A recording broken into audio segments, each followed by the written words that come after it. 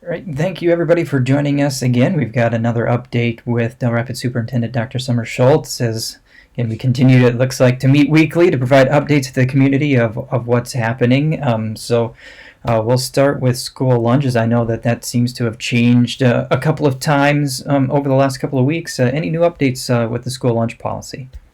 We do. We have a good one. We actually were approved for two waivers. The first one allows parents to do the pickups. So it had been that we've really wanted kids to come and be present at the pickups. Now, just understanding social distancing as unfortunately good as we are starting to understand it.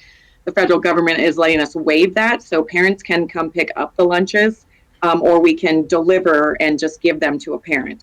The second waiver that was approved, which is just it's wonderful, is that because we were considered a closed site, we were only able to provide these services to Del Rapids public students, and we were going to be very limited on who we could deliver to. What the waiver provides for us now is that at any one of our two distribution sites, so the elementary or the middle school, any person ages 0 to 18 can come get a meal. At the elementary or the middle school. So this is very different than it was even last week at this time. So this goes for Del Rapids St. Mary students, students from other schools that are in town. They just have to get to one of those distribution sites. We will have them, we have to have accountability that people aren't going to both sites. We know they wouldn't do that, but we have to prove to the federal government that we're watching that. So people will have to just give us their name. But any child 0 to 18 can come and get that free meal. We will still deliver, but that will only be for Del Rapids public school students. And that goes for any Del Rapids public school student, regardless of their lunch classification. And again, just we need people to go on that survey. Not that they have to, but it really helps us for a head count so that we don't over prepare or under prepare. So if those people who weren't eligible before want to get a lunch as soon as tomorrow, which would be Wednesday the 1st, I just ask that they go online, they find that survey and just put down that they're gonna attend one of the distribution sites. And so we look forward to helping the whole community, not just the kids from the public school.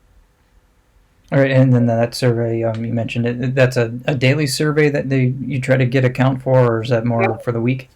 It's for the week. You usually help me post it. So do some of our other media sources. We post it over the weekend. But Sarah Taubert, she goes through every morning before 9 o'clock and she relooks at that. So then we can give our food service contract. We can tell those folks about how many lunches to expect to prepare for at the middle school site and the elementary site, along with delivery. So people can go on there at any time and make those changes as long as it's before 9 o'clock in the morning of the day of. Okay. Now with keeping within the schools, are there any changes to the building or building use or building property changes from the last time we talked? No, we really haven't. We just really are, we know that people want to come in sometimes for pickups, things like that. Even my staff, sometimes it's hard to keep them away. But we just we discourage people from being in here. We've kept our offices open just 2 hours a day at the elementary and high school. And the middle school is not open at all, but they're all able to be reached via email or voicemail. We do still have the paper pick, we're doing some paper drop-offs and pickups for those students who are going that route. We're getting some better guidance from the CDC as far as what that looks like. And we will starting next week, we will start putting a date that those packets are put together. And what they're saying is they're encouraging a 24 to 48 hour wait period before anyone opens those. So again, we want to discourage the use of the paper when we can, but we know that for some of our learners, that's just the best solution. But we will start putting those dates on there so that parents can know when a safe time is to open them.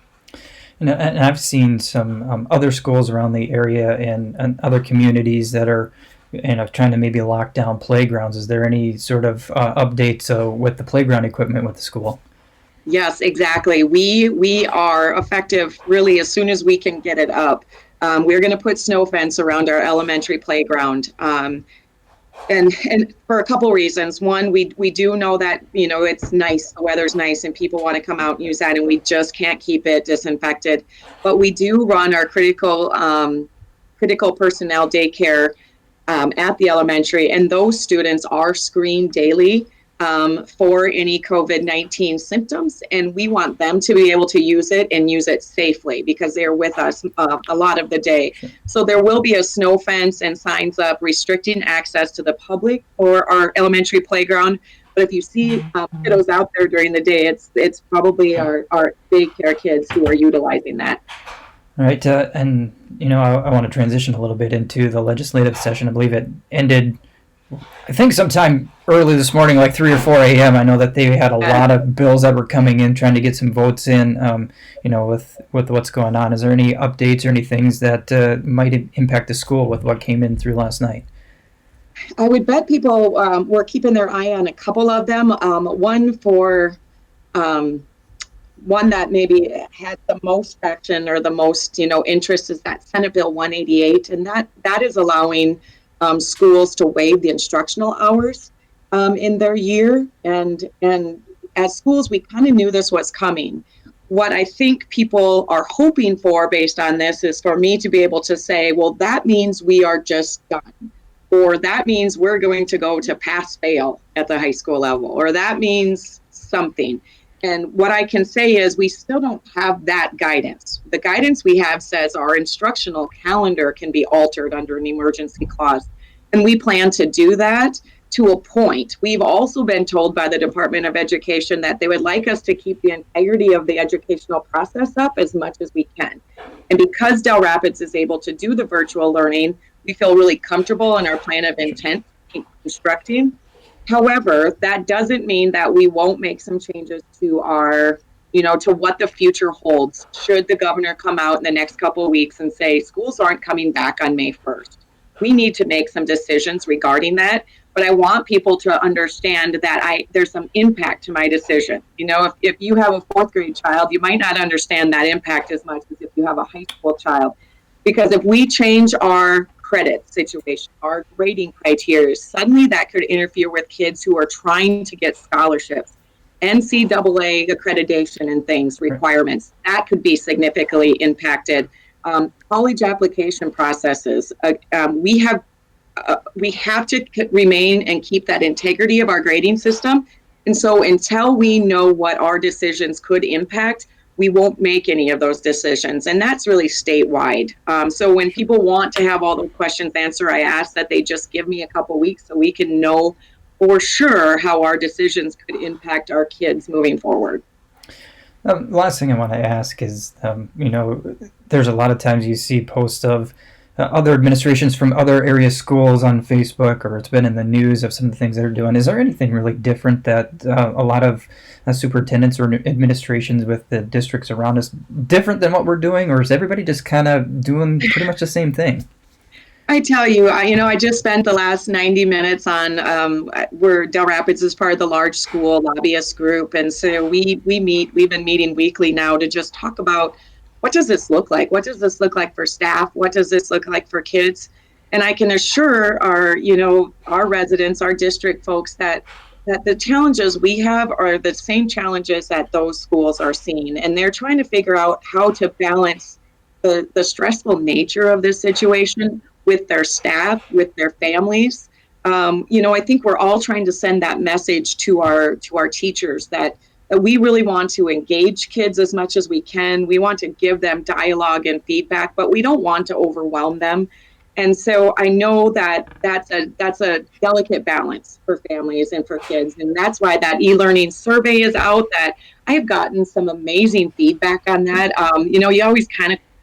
You always worry a little bit when you put out open-ended surveys for people to respond. But I tell you what, our community is fantastic. And the fact that most of those responses I got, we were able to then take that to a building level or department area and say, hey, this is good feedback. Send this off to staff, because our teachers weren't trained in this. They are learning, they're getting better by the day. So in these other schools, they're doing those similar things. They're tweaking things, they're amending things, they're trying to keep everyone's stress level down to a point while maintaining some educational integrity. So it's been good visiting with them, knowing we're all in the same boat.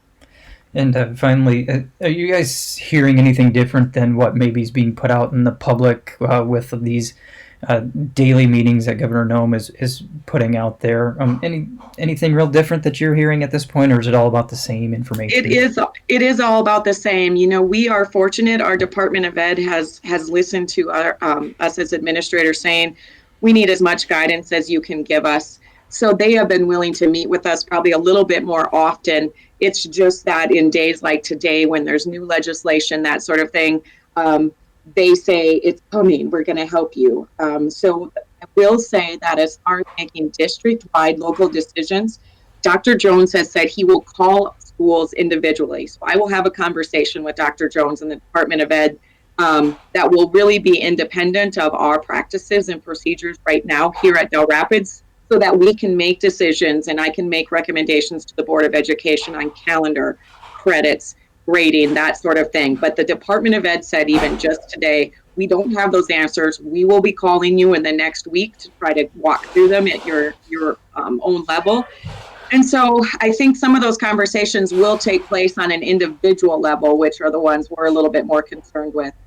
And of course, we're listening like you are every day on how the community spread is changing, where some of those hot areas, and being a metro school to Sioux Falls, we know that, you know, our community could really get hit. There could be a surge here in the upcoming weeks. And you know, I hope they're wrong, but we really need to be, you know, vigilant to that and maybe change practices accordingly.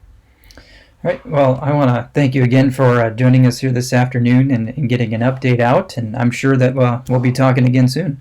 Oh, thank you, Matt, so much. Yep, you bet. Thank you.